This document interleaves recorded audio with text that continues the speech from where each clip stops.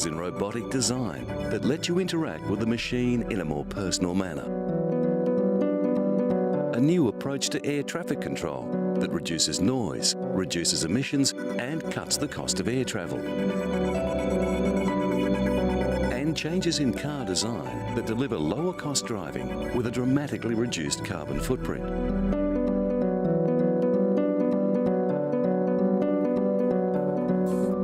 The world's leading robotic developers are designing personality into a new generation of human robots. The skinless head, put together in the same way as a human face, is designed to duplicate familiar human expressions. This is one of the new generation robots on display recently at the SIGGRAPH conference and exhibition in Los Angeles. The aim is for future robots to interact with us. The idea is that the more human they appear, the more willing we will be to use them. Developers are using new techniques to communicate expressions that were simply not possible in earlier generations of robots. They've got servo motors attached to tendons, mimicking the structure of the human face. This animatronic limb is able to copy the movement of a human hand and arm.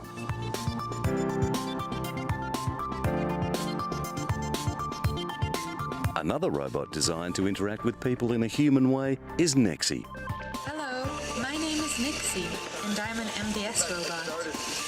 The students at the University of Massachusetts at Amherst who built Nexi call her an MDS robot because she is mobile, she's dexterous, and she's social. And social because I can communicate. Nexi's eyes and head will follow your face while you speak, and her expressions hint at human feelings.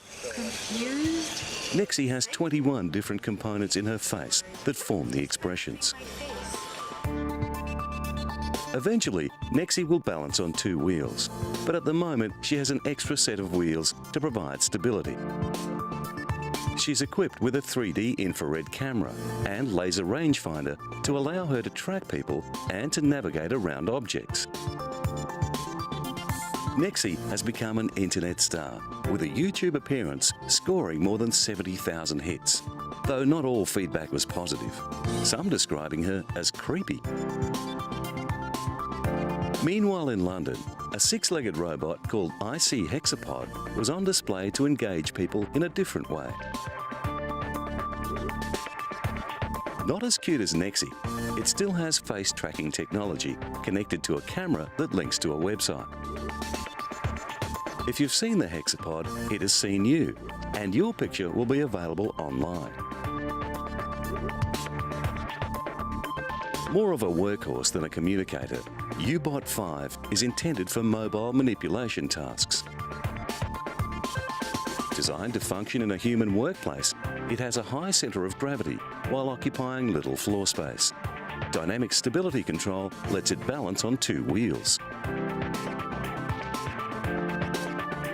Waseda University in Tokyo has made a humanoid robot named 21 that can pick up even the most difficult objects.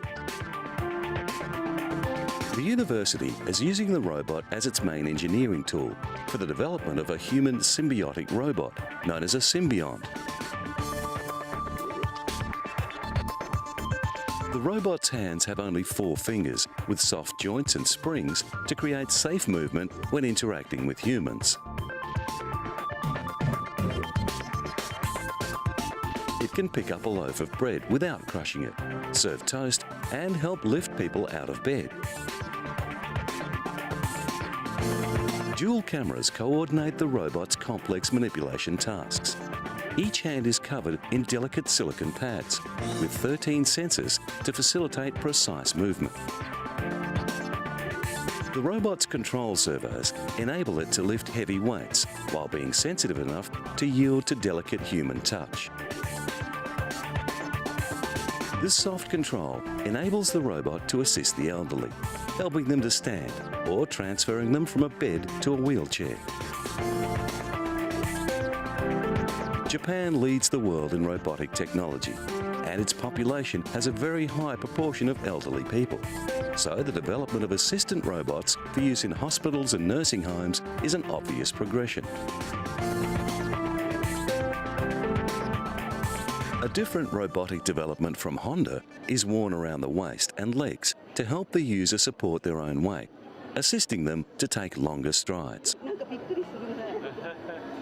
Known as the walking assistant, it is designed for frail people with reduced mobility. It weighs just 2.8 kilograms, so it can assist people without the need for cumbersome equipment. The team at Honda's Technology Research Centre has been working on the machine since 1999. It is due to start hospital trials soon to test its safety and efficiency. As yet, Honda has not specified an intended release date or price for the walking assistant.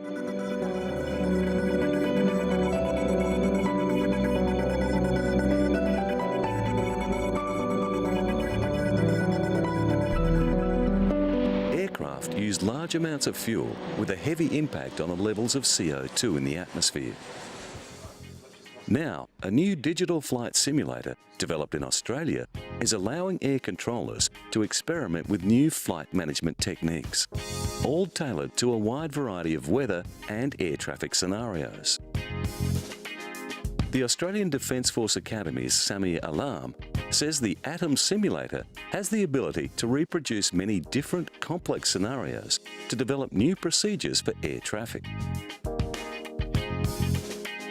The system has already managed to cut aircraft noise by 30%, with aircraft keeping higher altitudes on approach and reducing power during descent. The technology enables the researchers to calculate fuel savings resulting from the redirection of planes to altitudes where more favourable winds will help reduce power settings. Smarter air traffic procedures might help save half a tonne of fuel for a typical Melbourne to Sydney flight.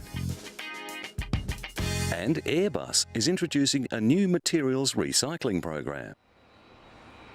Known as Pamela, the system is able to economically separate and recycle the high technology materials used in airliners like the A380. Body panels from development prototypes have already yielded high-quality aluminium, ready for use in new planes, and carbon fibre, copper and rubber are being successfully recovered.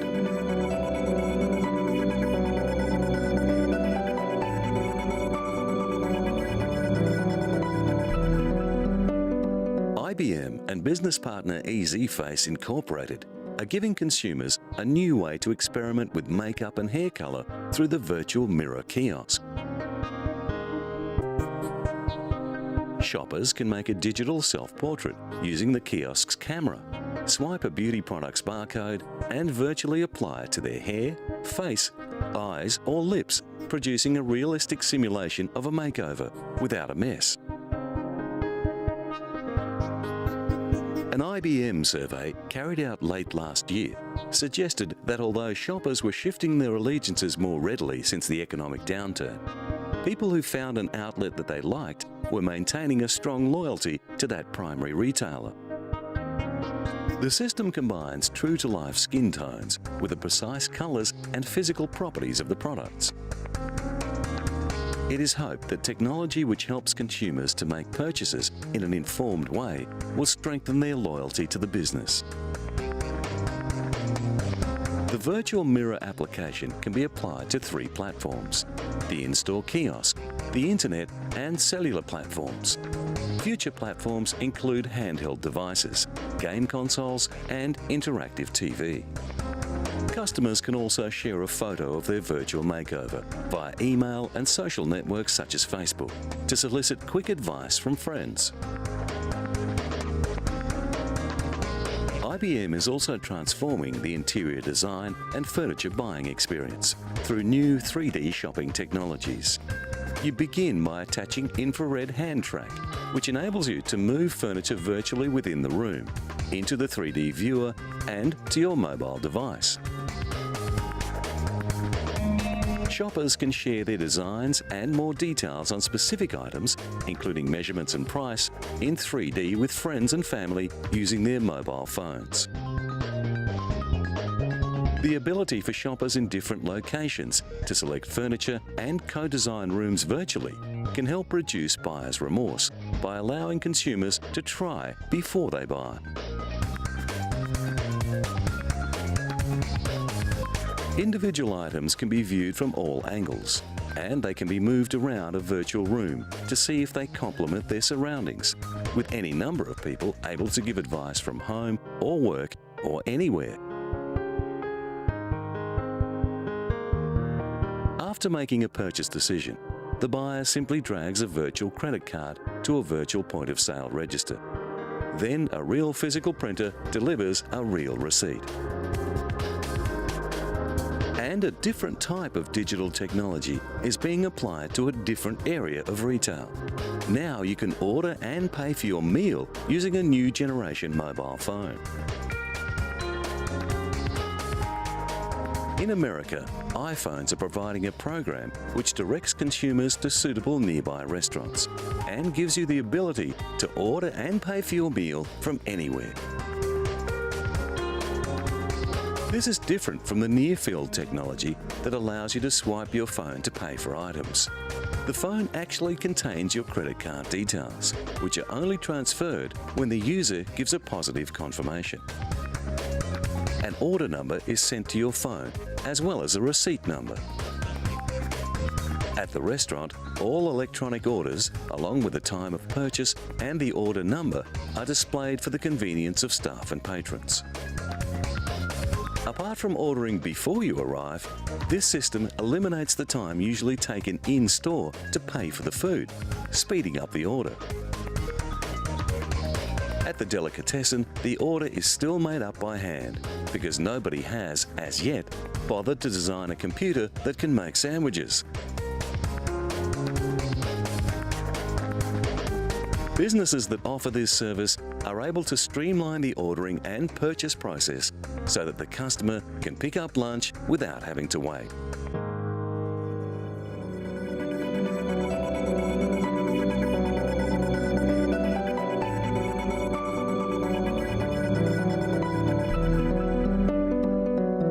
The Nissan Motor Company is raising the stakes in the competition with other automakers to take a lead in zero-emission cars and cars with high security features to decrease the risk of traffic accidents.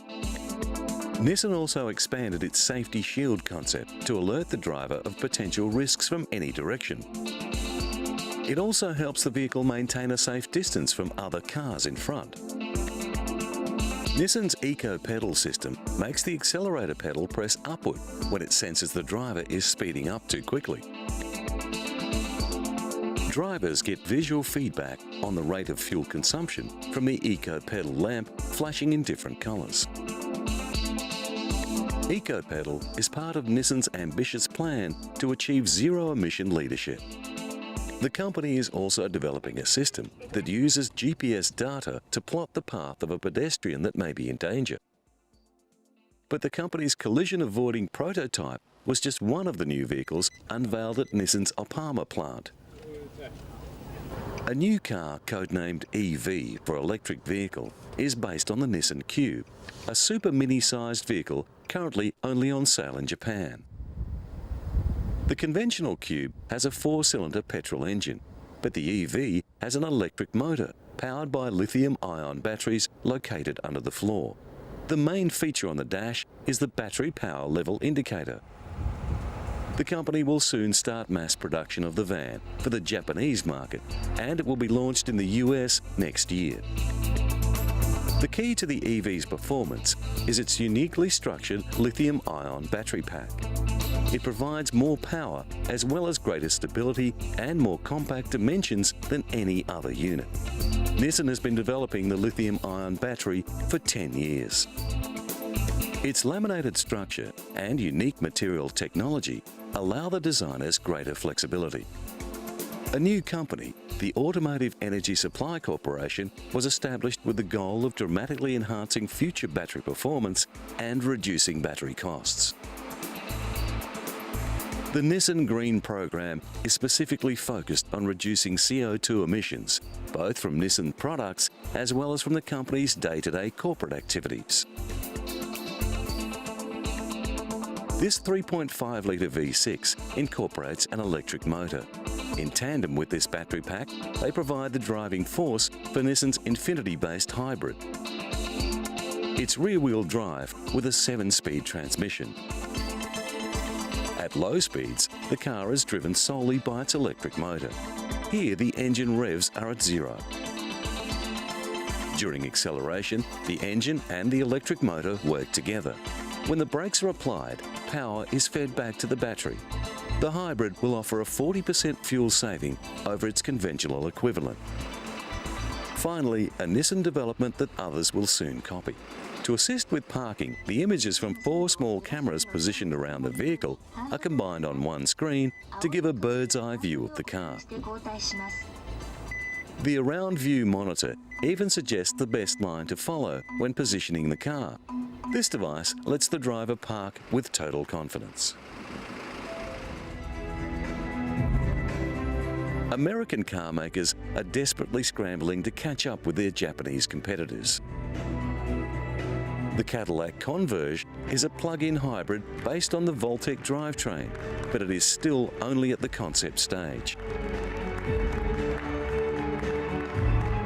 During the presidency of George Bush, the American car industry focused its energy on blocking proposed regulations to reduce vehicle emissions. This was a strategy that held back innovation, but finally, American car makers have started to respond. However, industry leaders like Rick Wagoner have had to call for government assistance, as the big US car companies are desperately trying just to stay in business. Best placed is Ford, that has not called for assistance. The company has just announced that it is working on 4 long-range electric vehicles. A battery-powered commercial van will hit the American market in 2010. The recent Detroit Auto Show did not attract the crowds of previous shows, and the prevailing mood was one of gloom. Ford launched its latest Taurus in an attempt to keep the faith with large car buyers, but general opinion is it's too gimmicky. Chrysler's 200C concept was not enough to stop analysts predicting that Chrysler will soon be acquired by another automaker or sold in pieces by its majority owner, a New York private equity firm. The Jeep Patriot's flexible range extended engine gives it a 65-kilometre all-electric range and a 650-kilometre total range, but nobody knows when or if it will become available. Another country and a very different vehicle launch. A team of British adventurers are setting off on an extraordinary journey from London to Timbuktu in the world's first road-legal, bio-fueled flying car.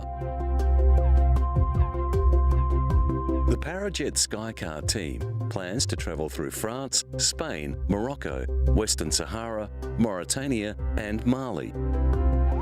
The flying car will be supported by a ground crew of trucks, all-terrain vehicles and motorbikes.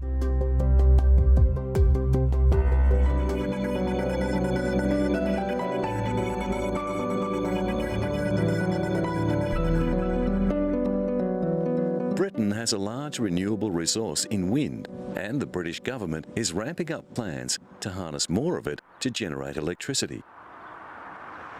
At the moment, the country uses wind turbines to produce 3 gigawatts of electricity. That's enough to power 2 million homes. The plan is to increase that amount by a factor of 10 within the next 10 years. Currently, most of the country's power comes from coal-fired power stations and nuclear plants. But new wind farms are being constructed in Britain's windiest areas. The aim is to reduce the nation's carbon emissions, which means finding a replacement for the coal-burning generators, and that's where the new generation of renewable technologies comes in. But there's another reason behind Britain's rush towards wind power. Because no new coal-fired stations are being built, the existing units are starting to age, and many will have to close down soon. Experts are predicting a dramatic shortfall in electricity in the UK in as little as 3 years. Other renewable options such as wave power generation are being examined, but so far coastal stretches of ocean are more appropriate for offshore wind turbines.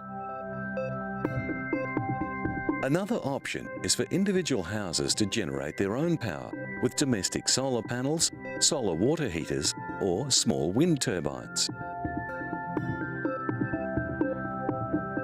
Households have been encouraged to become carbon neutral, but now they have the opportunity to become carbon negative by actually feeding surplus power back into the grid.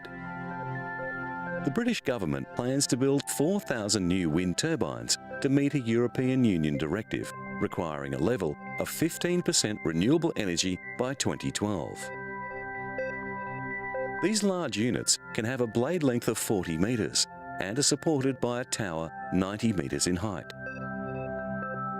Domestic solar panels can be expensive to set up, but users who have them say their power bills are almost zero. Even in a cloudy country like the UK, where sunshine is intermittent, power from the sun is a viable option. Another approach to meeting the world's energy needs in an environmentally friendly way is to use less power. Inventor Dr. Yasuyuki Fujimura questions if generating more energy is the answer at all. Dr. Fujimura is the head of Atelier Non-Electric, a laboratory that invents products that do not use electricity.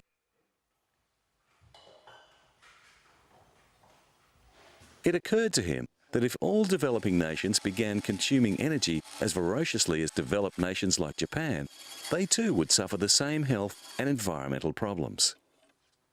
He has patented over 1,000 products and is dedicated to transforming electric devices to non-electric devices that can be mass-produced yet remain environmentally friendly.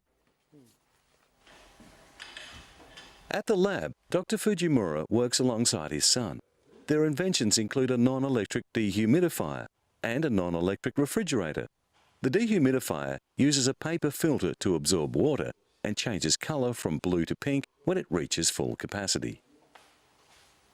There are a variety of prototypes of solar cookers and even a solar-powered water purifier. Most of the technology here makes use of the sun.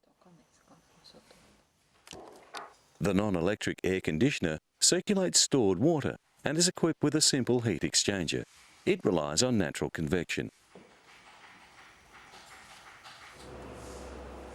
Atsushi Yoshioka, owner of Cafe Slow in Tokyo and a promoter of organic food and fair trade, is an avid user of the non-electric dehumidifier. He says that the machine is almost like a living creature that lets him know when it is fully saturated and needs to be taken into the sun to dry out. The unit never wears out, it uses no power, and it produces no carbon. The non-electric refrigerators, solar cookers, and water sanitizers have already been introduced to developing countries.